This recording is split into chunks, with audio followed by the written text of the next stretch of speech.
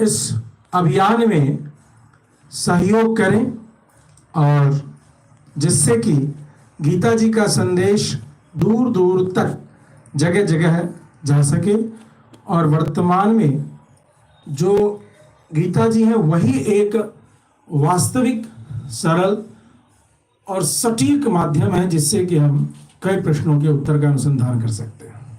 आइए 14वें अध्याय के 17वें श्लोक का अनुसंधान करते हैं। सत्त्वात् संजायते ज्ञानम रजसो लोभ एव च प्रमादमोहो तमसो भवतो अज्ञानमेव च एवं परंपरया जातात् अधिक सत्वात् आत्मयाथात्म्यायो अपरोक्ष रूपम ज्ञानम जायते।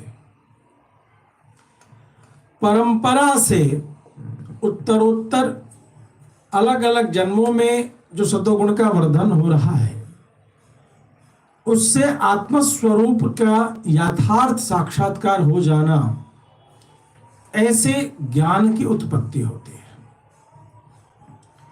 तथा प्रवृद्धात् रजसः स्वर्गादि फल लोभ जायते। ठीक इसी प्रकार से रजोगुण के भी उत्तरोत्तर वृद्धि होने पर स्वर्ग आदि लोकों की कामना का लोभ उत्पन्न होता है। तथा प्रवृद्धा च तमसः प्रमादः अनवधान निमित्ता असत कर्मणि प्रवृत्ति। और जब तमोगुण की वृद्धन होते रहती है एक जन्म के बाद दूसरे, दूसरे से तीसरे में, तो क्या होता है? प्रमाद। प्रमाद मतलब जो कुकृत्य हैं उनमें आकर्षण हो जाना और जो सत्कृत्य हैं उनके प्रति असावधानी हो जाना, आलस्य हो जाना, ऐसी उत्पत्ति होते रहती है। और परिणाम यह होता है असत कर्मणि प्रवृत्ति। असत कर्मणि यानी सत्कर्म क्या है? जो वेदों परोक्षवादो कहते हैं, जो वेद में जो वर्णित है, वेद प्रणीतो धर्म ही अधर्म तत्विपर्य। वेद जिसकी आज्ञा करे वह धर्म है, वही सत्कर्म है, और वेद जिसमें निषेध करे वह अधर्म है। तो असत कर्मणि प्रवृत्ति यानी अधर्म यानी असत कर्मों में प्रवृत्ति बढ़ जाती है, जैसे जैसे तमस बढ़ते जाता है वैसे वैसे। तथा च मोह विपरीत ज्ञानम। और मोह का तात्पर्य है इसके अनुसार, इसके परिणाम स्वरूप मोह की प्रबल वेग सताती है कि हर बात उल्टी समझ में आती है। जैसे रावण का परिदृश्य ले सकते हैं कि रावण को मंदोदरी, सुबाली, हनुमान जी, अंगद, न जाने किस किस ने क्या क्या नीतियां नहीं कही, लेकिन रावण को कुछ समझ में नहीं आ रहा। बड़ा ज्ञानी है, लेकिन मोह इतना प्रबल हो गया कि हर बात उल्टी समझ में आ रही। पढ़ा तो रावण जैसा खटशास्त्र ज्ञाता कोई नहीं, लेकिन मोह इतना प्रबल है कि यद्यपि रावण शास्त्र का ज्ञाता है, फिर भी शास्त्रों का ज्ञान भी उसको उल्टा समझ में आ रहा है, और उसका भी उल्टा अर्थ निकालने का सामर्थ्य रख रहा है। इतना मोह का की प्राबल्यता है, इतनी उसकी शक्ति है।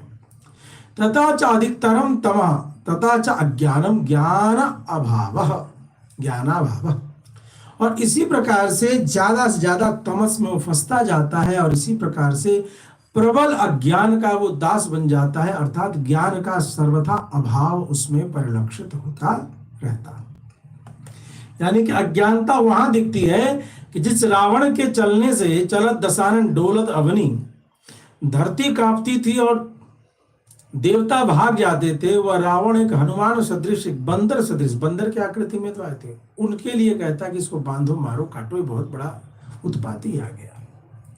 जिसके रावण के भ्रकुटी विलास से इंद्र अपना सिंहासन छोड़ देता था स्वर्गलोक में, वही रावण एक सामान्य बानर की आकृति को देख करके इतना व्याकुल है, कहता कि इसको मार डालना बहुत आवश्यक है। अंतिम में भीषण को टोकना पड़ा कि नहीं, नीति विरोध न मारी, दूता दूत है ये कोई राजा छोड़े कि राजा पर प्रहार करता है। क्या दूत पर आप प्रहार कर रहे हैं? दूत पर प्रहार नहीं करना चाहिए। इतना प्रबल मोह है, इतना तमस का प्रबल वेग आता है। तो ज्ञानस्य अभावः ज्ञानाभावः, ऐसे ज्ञान के अभाव की उत्पत्ति हो जाती है। आइए